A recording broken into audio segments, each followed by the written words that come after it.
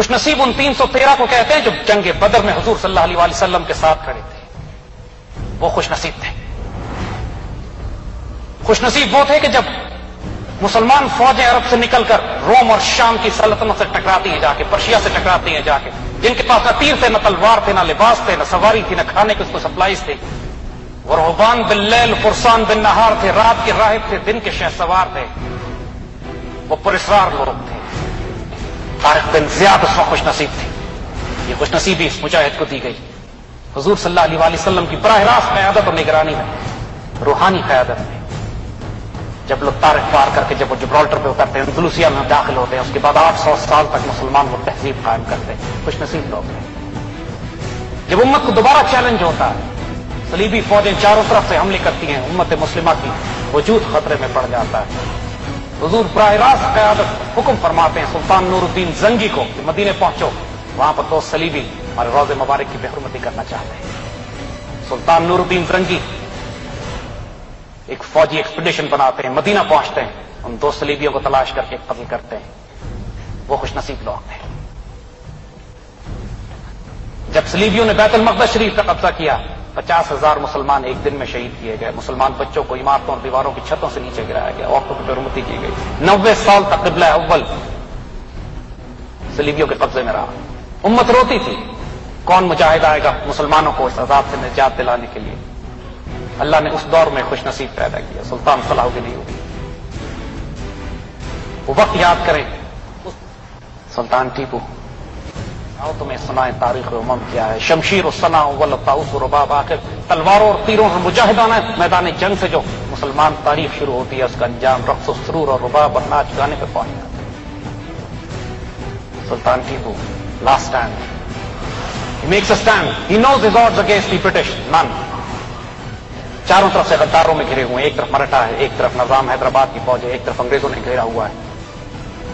اور وہ الفاظ یاد کیجیے گا، ٹیپو سے جب کہا جاتا ہے کہ ہتھیار ڈال دیجیے انگریز آپ کو گرفتار کر لیں گے، ہمارا شیر جواب دیتا ہے، شیر کی ایک دن کی زندگی گیدڑ کی 100 سال کی زندگی سے بہتر ہے، اور لڑتے ہوئے شہید ہو جاتا ہے۔ انگریزوں پر اتنی دہشت ہوتی ہے اس شیر کی، وہ شہید بھی ہو چکے ہوتے ہیں تو ان کی لاش کے قریب کوئی انگریز نہیں جاتا۔ اس کو خوش نصیب کہتے ہیں۔ پاکستان بن رہا تھا، پوری امت مسلمہ میں تاریخی چھائی جا چکی ہے، خلافت عثمانیہ ٹوٹ چکی ہے، مغل ختم ہو چکے ہیں، ہندوستان پر انگریزوں کی حکومت، اور کانگریس ہندو جمہوریت اور ڈیموکریسی کے نام پر اپنی اکثریت ثابت کر کے انگریزوں کو منوا چکے ہیں تقریباً کہ تم ہندوستان چھوڑ جاؤ، ہندوستان ہمارے حوالے کرو۔ 1000 سال سے جو ہمارے غلام رہے وہ ہم پر حکومت کرنے کا خواب دیکھ رہے تھے۔ اس موقع پر اللہ نے امت پر احسان کیا، اپنا خاص تحفہ بھیجا، علامہ اقبال، قلندر، درویش، فقیر، ان کا فلاسفر ہونا، پولیٹیکل اینالسٹ ہونا، لائر ہونا، یہ سب نگاہوں کا پردہ ہے۔ اصل حقیقت وقت کا قلندر تھا، فقیر و درویش، that is the reality of the. کہتے ہیں حالات ڈیسپریٹ ہے، but just wait, miracle is just about to happen. People came to and people said آپ نے وعدہ کیا تھا ہم سے کہ پاکستان ملے گا ہمیں، کہاں ہے پاکستان؟ 1938 تک تو وجود نہیں تھا مسلم لیگ کا، مسلمانوں کا کوئی کانسیپٹ نہیں تھا مینار پاکستان کا، تصور پاکستان کا، پاکستان ریزولوشن کا۔ آپ نے ہم سے جھوٹے وعدے کیے، ہم آپ کی امید پر اٹھ کے بیٹھ گئے تھے کہ آئندہ آنے والے وقتوں میں ایک ہوں گے مسلم حرم کی پاسبانی کے لیے، نیل کے ساحل سے لے کر تابخا کے کاشغر۔ یہ کب ہوگا، کیسے ہوگا؟ بے یقینی کی کیفیت تھی، جیسے آج ہمارے بچے مایوس ہوئے ہیں کہ یہ پاکستان عروج پہ کیسے پہنچے گا، سب کچھ کیسے ٹھیک ہوگا۔ ذرا اس قلندر کی کانفیڈنس دیکھیے، اس کا یقین دیکھیے، اس کا ایمان دیکھیے، کیا کہتے ہیں؟ عشق و فریاد لازم تھی سو وہ ہو چکی، عشق و فریاد لازم تھی سو وہ ہو چکی، اب ذرا دل تھام کے فریاد کی تاثیر دیکھ۔ اور اب بتائیں پاکستان بنانے میں خوش نصیب لوگ کون تھے؟ وہ 50 لاکھ شہداء جو پاکستان پہنچ بھی نہیں سکے۔ دہلی سے ایک ٹرین چلتی تھی اور ایسٹ پنجاب میں پوری کی پوری کاٹ دی جاتی تھی اور لاہور صرف لاشیں پہنچتی تھی۔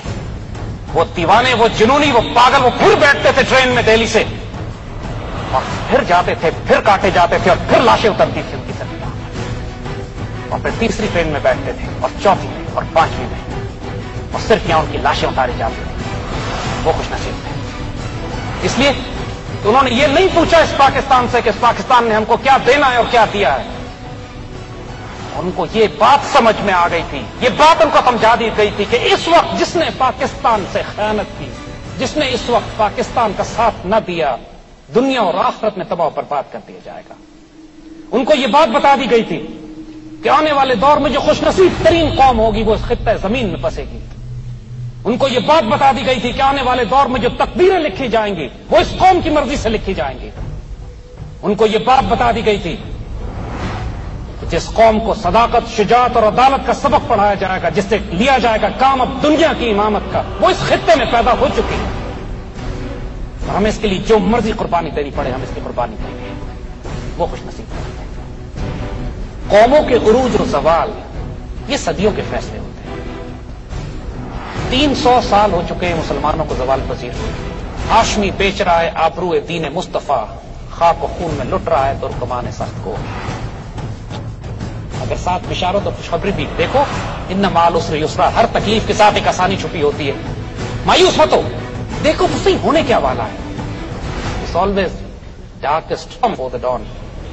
عثمانیوں پہ کوہ غم ٹوٹا تو کیا غم، خون 100,000 انجم سے ہوتی ہے سحر پیدا، صبح ہونے سے پہلے لاکھوں ستارے قتل کیے جاتے ہیں. اس ماحول میں جو لوگوں کے لیے ناقابل یقین تھا، لوگ یہی اعتراض کرتے تھے کیسے ہوگا یہ، what are you seeing, how can it be possible. یاد رکھیے ہماری تاریخ گواہ اس بات کی کہ we have always achieved the impossible. The world that can never be done. حضور صلی اللہ علیہ وسلم ہجرت فرما رہے ہیں سیدنا ابو بکر صدیق رضی اللہ تعالیٰ عنہ کے ساتھ. سراقہ ان کے پیچھے گھوڑے پر آتے ہیں ان کو گرفتار کرنے کے لیے، اور واقعہ آپ کو یاد ہے جب وہ گھوڑا ان کو گرتا ہے وہ مسلمان ہو جاتے ہیں. حضور اس وقت خوشخبری دیتے ہیں سراقہ کو، سراقہ تمہارا اس وقت کیا حال ہوگا کہ جب تم ایران کے بادشاہ کے کنگن اپنے ہاتھوں میں پہنے ہوئے ہوگے. ذرا انوائرمنٹ سوچیے. حضور ظاہری طور پر خود جان بچا کے تشریف لے جا رہے ہیں مکہ سے مدینہ، اور خوشخبری کیا فرما رہے ہیں کہ تم اپنی زندگی میں پرشین امپائر کو کیپچر کرو گے، اس کے خزانے آئیں گے، وہ خزانے تم اپنے ہاتھوں میں پہنو گے. عمر رضی اللہ تعالیٰ عنہ کے دور میں پرشیا کیپچر ہوتا ہے، کسرا کے خزانے آتے ہیں، مسجد نبوی میں ان کا ڈھیر لگایا جاتا ہے اور اس کے اوپر وہ کنگن رکھے ہوتے ہیں. حضرت عمر رضی اللہ تعالیٰ عنہ کنگن کو اٹھاتے ہیں، سراقہ کو بلاتے ہیں، ان کے ہاتھوں میں کنگن پہناتے ہیں اور کہتے ہیں رسول اللہ نے تم سے اس وقت وعدہ کیا تھا. سراقہ چیخے مار مار کے روتے ہیں، یہ وعدہ میرے رسول نے مجھ سے اس وقت کیا تھا. بچوں جو فیصلے اللہ کر دیتا ہے اللہ کی بندوں کی زبان سے وہ صرف ادا ہوتے ہیں، ان فیصلوں میں کوئی تبدیلی نہیں ہوتی. لیکن انسان خوش نصیب ہوتے ہیں جو اپنے آپ کو اس فیصلے کا حصہ بنا لیں. یہ خوش نصیب تو they are on the right side of history. اسی ماحول میں سیدنا ابو بکر صدیق، سیدنا عمر، سیدنا عثمان، سیدنا علی رضوان اللہ اجمعین خوش نصیب ہو گئے. ابو لہب، ابو جہل بد نصیب ہو گئے. اپنے وقت کے مزاج کو سمجھو. آج اللہ نے کچھ فیصلے کر دیے، کچھ فیصلے ہو چکے ہیں، کچھ فیصلوں نے ہونا ہے. کچھ فیصلے عمل پذیر ہو چکے ہیں، کچھ فیصلوں نے عمل پذیر ہونا ہے. یہ اللہ کا حکم اور فیصلہ تھا. Against all odds, against all impossibilities, Pakistan will be created. It was created. الحمدللہ 50 لاکھ شہداء کے سائے میں یہ ملک بنا ہے. یہ ملک اس کو چھوٹا نہیں سمجھنا، یہ پوری 1400 سال کی امت کی تاریخ لے کر اپنے ساتھ آیا ہے. اللہ اس کے رسول کا سایہ ہے اس کے اوپر. یہ پاک سرزمین، یہ کشور حسین، یہ سب ہلالی پرچم، یہ پرچم ستارہ و ہلال، رہبر ترقی و کمال ہے. یہ ترجمان ماضی بھی ہے، شان حال اور جان استقبال بھی ہے، اور اس پر سایہ خدا ذوالجلال بھی ہے. مایوس مت ہونا کبھی. جس کو دنیا سمجھ رہی تھی کہ اب یہ پہلے 47 کے بعد پھر 71 کے بعد نہیں بچے گا، we rose to become a nuclear power. جس کو دنیا سمجھتی تھی یہ کمزور مسلمان ملک ہے، ہم نے سوویت یونین سے ٹکر لی، توڑ کے اس کو لگ کر کے رکھ دیا. 20 کروڑ مسلمان آزاد کرائے جو سینٹرل ایشیا میں پچھلے 150 سال سے سوویت غلامی میں. Pakistan air force is the only air force in the world جس نے بیک وقت Indian and Israeli aircraft کو ایئر ٹو ایئر کمبیٹ میں مار کے گرایا ہوا ہے. They are scared of us, they terrorized of us. اور arm forces are the only arm forces in the world جو پوری مسلمان دنیا کی فورسز کو ہم تربیت دیتے ہیں اور ٹرین کرتے ہیں. We will live with dignity, and inshallah we'll die.